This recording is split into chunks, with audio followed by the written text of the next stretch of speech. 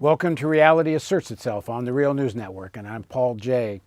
People that follow this show know I particularly like to interview people that stick their neck out and stick to their guns for what they believe and what they're fighting for.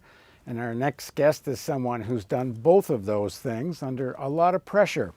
So this is the story, to begin with, of Stephen Cohen. Stephen Cohen is Professor Emeritus of Politics at Princeton University, where for many years he was also the director of the Russian Studies program and Professor Emeritus of Russian Studies and History at New York University. His recent book is titled War with Russia, ? From Putin and Ukraine to Trump and Russiagate.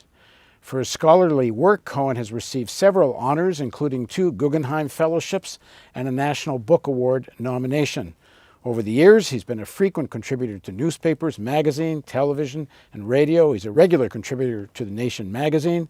And for almost 20 years, he was a consultant and on-air commentator on Russian affairs for CBS News. He's helped produce documentaries for PBS, including Conversations with Gorbachev, Russia Betrayed, and Widow of the Revolution. Cohen has visited and lived in Soviet and post-Soviet Russia regularly for more than 40 years. And Stephen now joins us in the studio. Thanks for joining us. Thank you, Paul. Good to be with you. For people who don't know your work, let me just say, Stephen has been one of the leading, advocates, proponents, critiquing what's become known as Russiagate. One that making the idea or the allegation that Russia interfered in the American 2016 elections as some kind of existential threat to the United States, an attack on American democracy. And Stephen has been pushing back against that under enormous pressure from, I guess, almost the entire media, maybe not Fox, but just about everybody else, and the Democratic Party and so on. We're going to get into that story, but first, as we do on Reality Asserts Itself, we're going to get Stephen's backstory. So, all that being said, I'm supposed to assert my reality, right? You're supposed to assert your version. Well, you know, there is the view that everybody has a different reality, so. There is a view. There is that view.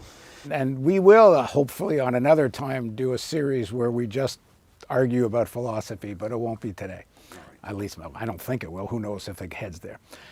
You grew up in the Jim Crow South. So the formation of your worldview is in the most racist part of America, the most right-wing, anti-communist part of America, the most anti-socialist part of America. What do you grow up believing? What's the discourse in your house, and what's your view of the world? Well, growing up in a Jim Crow town, completely segregated, American apartheid is what it was. And you're born in 1938. Yeah. I didn't think of my hometown the way you just described it, as right-wing racist. It all seemed perfectly normal to me. There weren't a whole lot of Jews in that part of the country either, but I had a perfectly reasonably happy childhood. But what does the Bible say in Corinthians? I forget the quote, but when we're children, we think childish things, and then when we mature, we put aside childish thoughts. As you grow up, I began to look at segregation for what it was. It seemed normal to me as a little kid. Everything seems normal to a little kid. Later, I thought that was a formative experience in my thinking about Russia, in this sense, that when I began to study the Soviet Union very early on, something there, I don't mean to say they were the same, but controlled repression or suppression. I mean, that's what segregation was. I mean, black folks were, in effect, suppressed. They didn't have the freedom that white folks had in any regard. In the Soviet Union, the Soviet authorities before Gorbachev suppressed the population. What's interesting is that the violence in both cases, in the Jim Crow South and in the Soviet Union, was pretty much in the past. It was now low-level violence. There was still violence. I think the last lynching in Kentucky occurred the year before I was born. So the worst violence of Jim Crowism was past, but segregation had been institutionalized. The Stalinist terror and repression, when I showed up for the first time to live in the Soviet Union in the late middle 70s, had passed, but it had left the legacy of repression. The state was able to control the situation without much violence. So later I began to think, how does this change? I mean, how did civil rights and desegregation come to Kentucky? The short answer is, I think, basketball, but that's another story. And how did it come eventually and slowly to the Soviet Union? Later, when I was a young man, but grown up, I lived in the Soviet Union in Moscow, off and on, 2 or 3 months a year, from 1976 to about 1982, until 1982, when they took away my visa. And it turned out that I lived, almost by chance, but not entirely, among Soviet dissidents. So I heard their conversations about how you bring about change, what role law should play versus violence, who could be trusted and who couldn't be trusted. And in my brain, this kind of echoed conversations among people who fought for civil rights down home. Now, I'm not drawing a direct analogy, but how change comes to societies that aren't good, has always interested me and became a theme of my work. So I would actually say that those two experiences, growing up in the Jim Crow South and then living in Brezhnev's, before Gorbachev opened everything up, Soviet Union in Moscow from 1976 to 1982, probably more than anything else, along with my mentor, a great, I think the greatest Russianist of his generation, maybe of all time, Robert C. Tucker. His influence on me, those were the main influences on my own thinking about Russia, and I think about politics more generally. You're come to sort of a political awareness of sorts, 10, 11, 12 years old. I guess you start, at least the influences around you, is extremely anti-Soviet, extreme anti-communism. It's McCarthyism, House of Un-American Activities Committee. On television, I was a commie for the FBI. I mean, as you get into your teens and all through the 1950s, the culture, Americanism, is practically defined by anti-Sovietism. Do you internalize that? You know, it's really strange, and maybe I was just oblivious. I mean, I had no desire to be a Soviet expert or anything. I wanted to be a professional golfer when I was very young. I lost that illusion in Paducah, Kentucky, to what became a very great golfer, young Frank Beard. People probably don't remember Frank, but he won a lot of major championships on the PGA Tour. But I don't actually recall McCarthyism in this Jim Crow town. I don't recall people running around hating on communists. And I think the reason was there weren't any. The first communist I ever met in my life, except for a trip I took to the Soviet Union when I was very young, in 1959, when I was living in England, was in the Strand bookstore in New York City. When I came here in the 60s and I went to the section on Russia, they had an enormous section on Russia, and some older man was there, saw me as a young person, and began to advise me on which books I should buy. And he said, you know, I should know because I'm a communist. And I think that was the first American communist I had ever met. That just with the idea of communism, I think also down in Kentucky at that time, people were too busy hating on blacks to hate on communists. But the idea of the Russian threat, I mean, it was all in the culture. It was in the culture, and it wasn't really until I went on to college. I went to Indiana University across the Ohio River from Kentucky. At Indiana, there was a little bit of it, but you know what the big thing when I was in college was that brought Russia as a threat to the fore was the Cuban Revolution, Castro coming to power. Fair Play for Cuba. I don't know if you've ever heard of that, but that was a campus-based organization. All over North America. Well, not only in Indiana, it was very, very strong. For some reason, though it clearly affected my parents, and I can tell you why. When I was about to make my third trip to Moscow, I was probably 22 or 23. My father suddenly told me that his uncle lived in Moscow. his father's brother. His father came to my grandfather came to this country from Tsarist Russia. His brother, who called himself Dmitri, but we never knew his real name because he was a revolutionary, so he had different names, came to this country. But he went back when the Russian Revolution broke out. And he stayed in touch with the family until the 30s, and then he vanished. It wasn't until I made my third trip to Russia that my father said, by the way, you have what would he have been to me? I don't know, my grandfather's brother, whatever that is. But I mean, Great uncle, maybe. Yeah, but a real relative living in Moscow. And I said to my father, why didn't you tell me before? And he said, we thought it was too dangerous.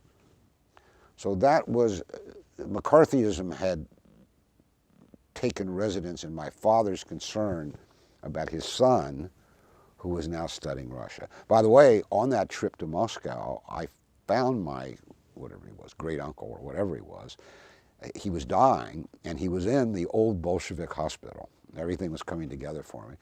And I met with him, and my Russian was patchy and his English was patchy, but we spoke for 2 or 3 hours. He was clearly dying. And he had learned that my father's cousin worked in the Kennedy White House, and he was very upset about that. Very upset. And he said, you know, there's one thing I've learned in my life, and you go home and tell your cousin Lee and your father and everybody else that this is the lesson of my life. This is a guy who'd been a revolutionary, right? Never get involved in politics. You grew up in a house where, as you said, Jim Crow racism was normal. You've internalized this yourself. Your parents, this was normal for your parents. What were your politics of the house? My parents, if they were political, never much talked about it. My father was an FDR Democrat, and he had a store in this town, and he had an office on the 3rd floor. And in his office was an enormous picture of Franklin Delano Roosevelt. Enormous. When my father died, I went looking for that picture, and I never could find it. But that was the closest thing I recall of my father making a political statement, and it was hidden away on the 3rd floor of his store in his office. Because certainly in the politics of the day, people were calling FDR a socialist, and people that supported him socialists. You don't understand what it was like. Unless you grew up in a Klan family, and I went to high school with Klan kids, and the Klan was not very active, but it was around somewhere. For a kid, a child, segregation didn't make sense. I mean, it was so normal. Black folks lived over there, we lived over here, be careful about lines crossing. For example, every Saturday, we kids, I mean, I'm 8, 9, 10 years old, we go to the movies, the double features, every Saturday, at a movie house down the river called the Strand. White folk entered through the front door, sat downstairs. Black folk entered through the colored only, it said, white only. It was all over the South.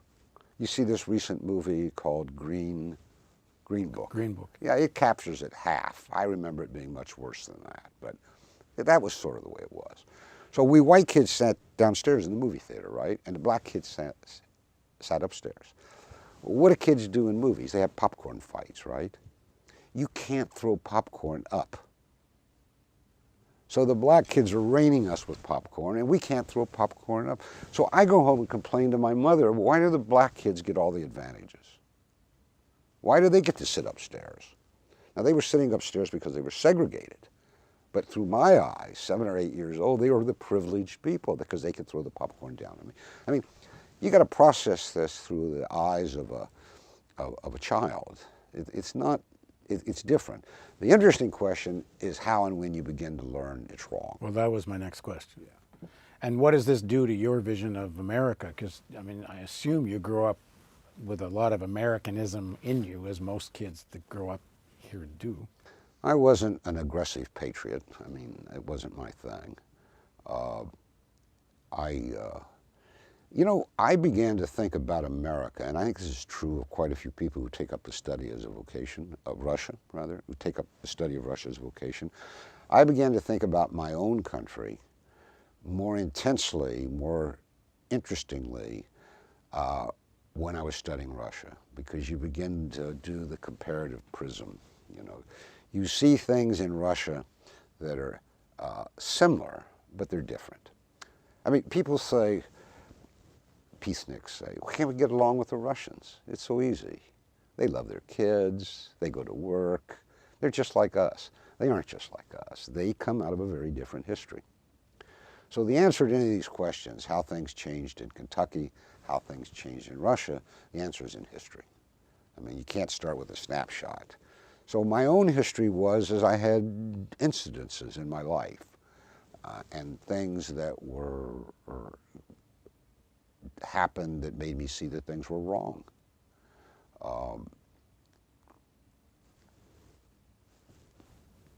What did you do during the 60s? I remain convinced, though. I mean, people get angry at me when I say this, and of course the civil rights movement played a big role. I was about to ask. But what really desegregated the South was basketball. South was basketball crazy. It was religion. And in Kentucky, the University of Kentucky had a racist coach named Adolph Rupp, who wouldn't recruit blacks, just wouldn't. And then Kentucky started getting beat in the Southeastern Conference by teams who did, so Rupp recruited blacks. And pretty soon, Southern basketball had become substantially black basketball. Hollywood's made a couple films about this, one called Glory Road, I think, where an all-black team beat Kentucky in the national championship one time, and it was like a revolution. But, sports played a very, very big role. 1960s, civil rights movement, anti-war movement. What does this do to you, your view of the world, and how do you engage in it? What's your... Well, you're talking about Vietnam now. Well, civil rights movement in the South, Vietnam. I was out of the South by then. I was in New York at Columbia as a graduate student, and my main concern was not getting drafted because I was prime meat, and Johnson was calling up an enormous number of people a month. So I was racing toward the exemption age, which I think was 27, while the draft board was, waiting to call me for a physical. The fact is that lots of people had ways of legally avoiding the draft. You get married, you could have kids, you could do various things. But Vietnam was, of course, the moment when those of us who were of my generation, it really focused our attention, let me put it to you like that. I mean, I was against the war in Vietnam for the first reason, from the beginning, not because I knew it was folly from the beginning. I was already a student enough of history to know that, not only because I didn't want to be drafted, but I knew it was going to be a disaster for this country. And of course, it got fused with the civil rights movement, partly because Martin Luther King did that. He fused the two, the anti-war and the civil rights movement. But by then I was in New York and Manhattan at Columbia. You remember there were the famous events at Columbia in 1968. And nobody knew from one day to the next if it was about Vietnam, civil rights, race relations. It had all been fused by 1968 into one, I wouldn't call it a revolutionary movement, but a dissident movement all across the United States, from Berkeley to New York to the South. When do you start studying the Soviet Union? Oddly enough, and why? Well, it's strange. Let me tell this story in flashback. In 1989, the Gorbachev government, Gorbachev was then the leader of the Soviet Union, published my biography of Nikolai Bukharin because Bukharin had been rehabilitated. And the Gorbachev government saw him as the authentic Leninist alternative to Stalin, because Gorbachev was repudiating the whole Stalinist era, not all of it, but most of it, and the terror and the rest. So the book was published, I think, in 200,000 copies. It became a sensation. And because of that, the Gorbachev government asked me, I couldn't believe it, to speak for 3 minutes on Red Square on May Day. Right? Can you imagine? What am I doing? A kid from Kentucky speaking on national television to the Soviet people on May Day. I didn't want to do it. I really didn't. I thought it wasn't appropriate. But all my Russian friends said you had to do it. So I did it. And afterward, we gathered at a friend's home, and we're all reflecting on this strange event. And the question came up, Steve, how did you end up on Red Square speaking, having grown up in Kentucky? So there was a time when I wanted to write, I don't know that I got time, a memoir, which I was going to call a Russian Fate, or How You Get from Kentucky to Moscow and Back. But it happened almost by accident. But here's how Americans and Russians differ. You and I, looking back on our lives, you and I, Paul, or you and I in any way, look back on our lives, and we see certain crossroads in our life, right? And we took one or we took the other. And it led us to where we ended up and maybe where we are now. So you and I are inclined to call that accident. Russians call it fate, судьба. So we're sitting there talking about how I got from Kentucky to Red Square. And I'm saying, you know, this was a complete accident. And they're saying, no, it was your fate. You're wrong. It was like predetermined. The accident is very simple. I went off to the University of Birmingham in England for a year in 1958-59. And I had $300 left, the equivalent, pounds. And it was my intention, before I came back to the United States, like all boys who read Hemingway, to go and watch the Bulls run in Spain. I had saved the $300, right? That's what those of us who read Hemingway wanted to do. And then go home after a year. I'm walking in the working class district of Birmingham one day, and I see an enormous sign that you can spend a full month, 4 weeks in the Soviet Union for exactly $300 in pounds. So I think to myself, so I can go to Spain for 3 days, or I can go to the Soviet Union for 30 days for the same amount of money. So I got on the ship to Russia, the Soviet Union. It turned out to be a Fabian Society pensioner. So I'm like 19, and everybody else is 60, 65, 70. So I carried a lot of bags. But for nearly 5 weeks, I drifted with this group across the Soviet Union. I couldn't speak Russian, but this was a society emerging from the Stalinist terror. Remember, Stalin died in '53. Khrushchev gave his denunciation of Stalin in '56. So 3 years later, by accident, my Russian friends say, no, no, no, no, it was судьба, it was your fate.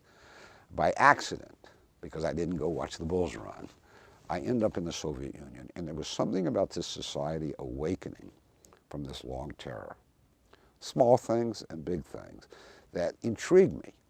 Now, how oblivious was I, Paul? I go back to Indiana University, my own university. I did not even know that they had one of the leading Russian studies programs in the United States.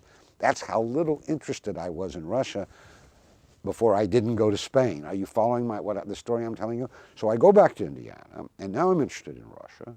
So I decide I'll take a couple courses. And that's where I met my great mentor, and I think the greatest Russianist of his generation, Robert C. Tucker, who wrote books about Marx, but also, he didn't finish a 2-volume biography of Stalin. Still the best biography, no matter what anybody says that we have of Stalin. And Tucker, I went to Tucker and said, you know, I went to Russia by accident. He said, well, if you're interested, learn the language. And he became my mentor. So how did I get interested in Russia? That's how it began, by not going to Spain to watch the Bulls run. I say it was just accident. If I hadn't been walking in the working class district of Birmingham, England, and seen this sign that you can go for the same amount of money to Russia, I never would have gone to Russia, but my Russian friends say, нет, нет, Stепа, это твоя судьба. That's your fate. So take your choice. Well, please join us for the continuation of our series of interviews with Stephen Cohen on Reality Asserts Itself on The Real News.